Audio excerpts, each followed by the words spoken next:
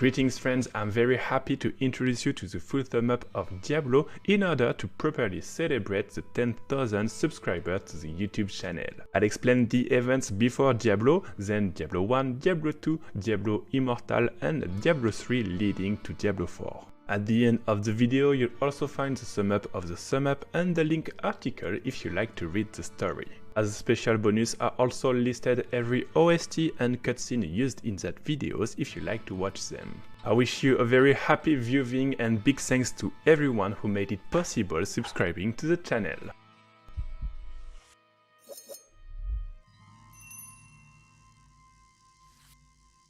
Before going through the story, Diablo's universe is a world where war rages between heaven and hell called the Eternal Conflict. A demon, Lilith, and an angel, Inaius, got tired of this war and created Sanctuary with the use of the War Stone. Sanctuary was supposed to be a safe haven far from this war and the world of Nephalems made from the love between angel and demons. So now for the story, let's start 4 centuries before Diablo 1. The 3 primordial demons, Diablo, Baal and Mephisto, have been banished to Sanctuary from their brother Asmodon and Belial. Asmodon and Belial were very unhappy that their brother hid Sanctuary from them, and so there's been a war inside Hell that they won and took the opportunity to ban Diablo, Mephisto and Baal, which was called the Dark Exile. They also thought that it would create a distraction for Heaven, leaving their realm with less defenses. To protect Sanctuary from the Dark Exile, the angel Tyrael created the Horadric Order. It was a powerful group of mages with, for example, Talrasha and Descartes Cain, in order to defeat the 3 primordial demons. To do so, Tyrael gave them 3 soul stones in order to lock them in. Diablo got locked below a fortress which will become later Tristram, Mephisto under Curast and Baal under Ludgolem inside the body of Talrasha. As Baal's stone broke during the fight, Talrasha had to make the sacrifice in order to lock Baal inside its body. During 2 centuries the threat grows weaker and the fortress became Tristram. In 1263 starts Diablo 1 with the king Leoric making Tristram his capital. His advisor Lazar became made doing research in the underground of the city due to the evil spirit of Diablo. Then it's Lazar who made Leoric mad and convinced him to raise an army in order to attack the neighbor country. While Leoric was at the war, Lazar used this time to kidnap Albrecht, the son of Leoric. Diablo first tried to use the body of Leoric as a host, but it was not powerful enough, that's why he used his son instead. When the king went back from a very bad war, he saw what happened to his son and decided to send what remains of his army inside the underground to search for him. A bad good idea because Diablo simply used them in order to create the base of its army. Just one knight made it through and managed to kill King Leoric and was damned by the king. You can also see this character at the end of Diablo 1. This is when you start playing the game and your mission is to kill Diablo in order to stop him from freeing his brothers Mephisto and Baal.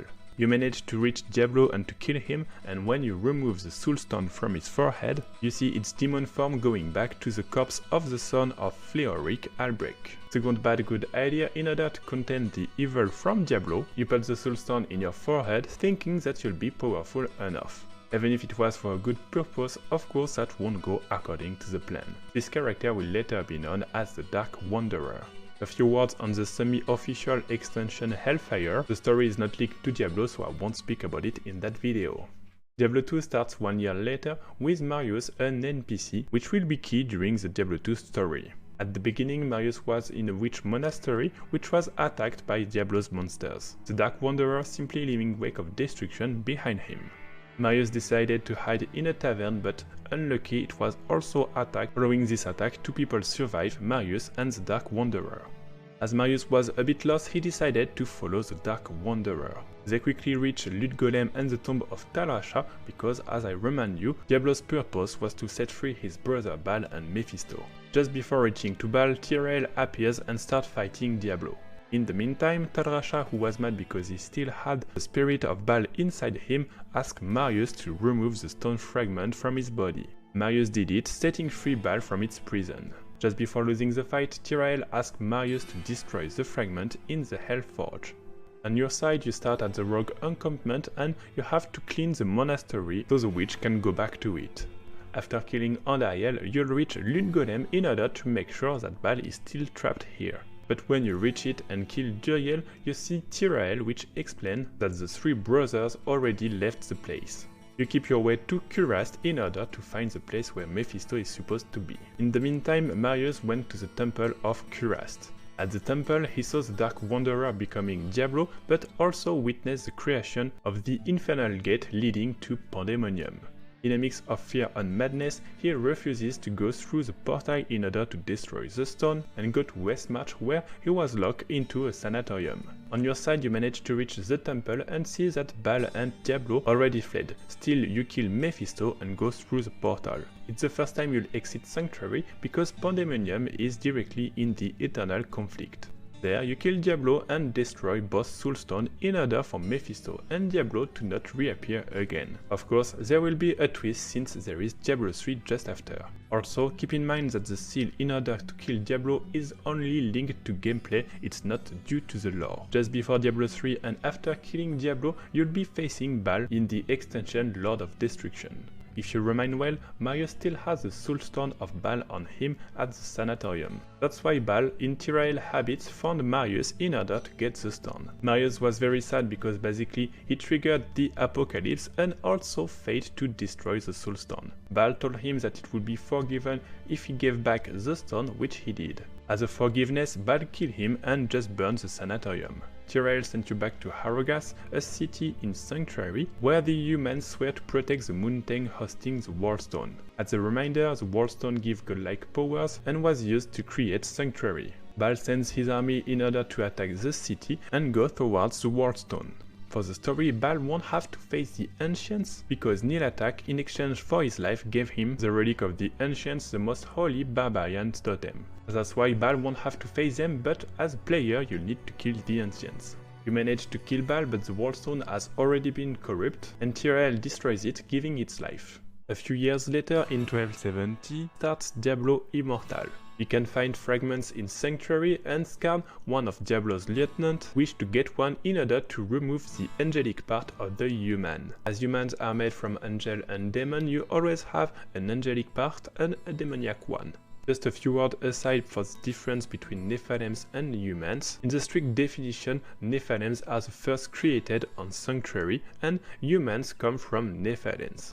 On the opposite, on Diablo 3, every character that you play will be a Nephalem. So sometimes it can be a bit misleading, but it's not that much important. In any case, you manage to kill Skarn in order to keep the balance inside humans. Then we'll have to wait until 1285 in order to proceed with the story with Diablo 3 and Reaper of Soul. It starts with a meteorite falling down from the sky, revealing a man at the crash. He tells you that he lost his sword, and as you're a great guy, you'll help him to find it. In the meantime, Deckard, which was in town, got attacked by Magda, a powerful witch. Leah, Kain's niece, managed to push back the attack with uncontrolled powers, which we don't know much about it for now. You manage to find the sword, bring it to Kain, and he just has the time to repair it before dying following Magda's attack. You give the sword to the stranger, and in fact it was Tyrael who came to help Sanctuary against Belial and Asmodan. You remind there's a demon brother which banned Diablo, Mephisto and Baal during the Dark Exile. He also mentions that angels won't come to help, so you'll have to do it on your own. You then find Magda in order to kill her and to save Adria, Leah's mother. She also explains you the Black Soulstone, which can lock in the 7 demons. In order to finish the Black Soulstone, you need to resurrect Zoltan Kull, a former Horadrim, and also learn that the Black Soulstone already locked the soul from Andariel, Mephisto, Diablo, Baal and Duriel. You kill Belial and lock him inside the Black Soulstone, and even if Asmodan sends its army in order to retrieve the Black Soulstone, you also manage to kill Asmodan and to lock him inside.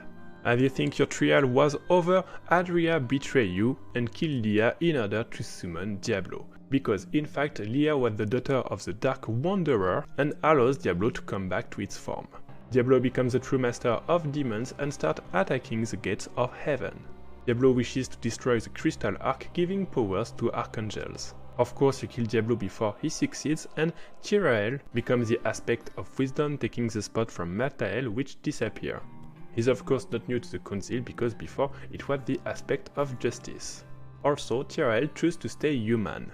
Just after starts Reaper of Soul, and Tyrell will try to seal the Black Soul Stone. He'll try it with the help of the Aura Dreams, but Malthael kills every Aura Dream except Lorathnar and steals the stone. He's even worse than Skarn because Malthael simply wants to kill every human in Sanctuary and use the stone to get powerful. You still find your way through the fortress of Malthael and kill him, but at the same time release the soul of the demon Andariel, Asmodan, Baal, Belial, Diablo, Mephisto and Duriel.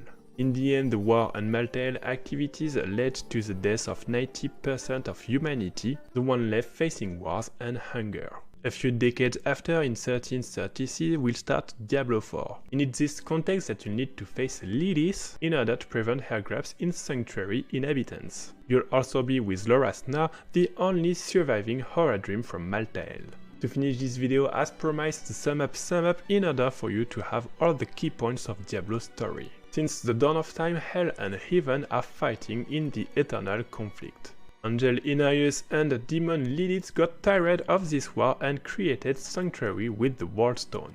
The first inhabitants, Nephalems, are made from the love of an angel and a demon. 964, Dark Exile, Diablo, Baal and Mephisto are banished to Sanctuary following a war in Hell. 2025, the Horadric Order made by Tyrell successfully locks the demons in Soulstones.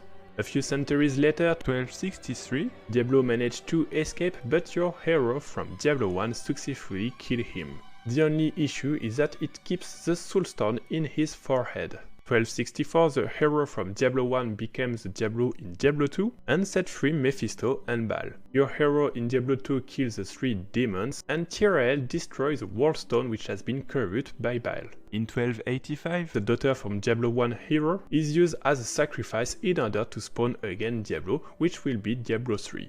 Using a Black Soul Stone, you'll be able to contain Diablo and kill him, but shortly after, an angel, Malthael, will get the Soul Stone in order to be powerful and decimate humanity.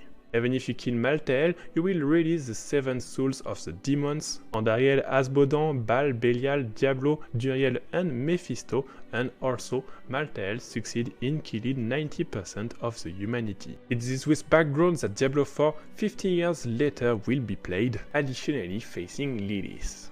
That's it. I hope that this video will help you to understand Diablo's lore. Of course, it's a sum up because you have plenty of stuff to say about the story, but it should give you a very good basis to understand Diablo's universe. Don't forget that you have the OST, cutscene and story with the linked article. And if you wish to go deeper, feel free to post in the comment. I'll be very happy to indicate books about Diablo.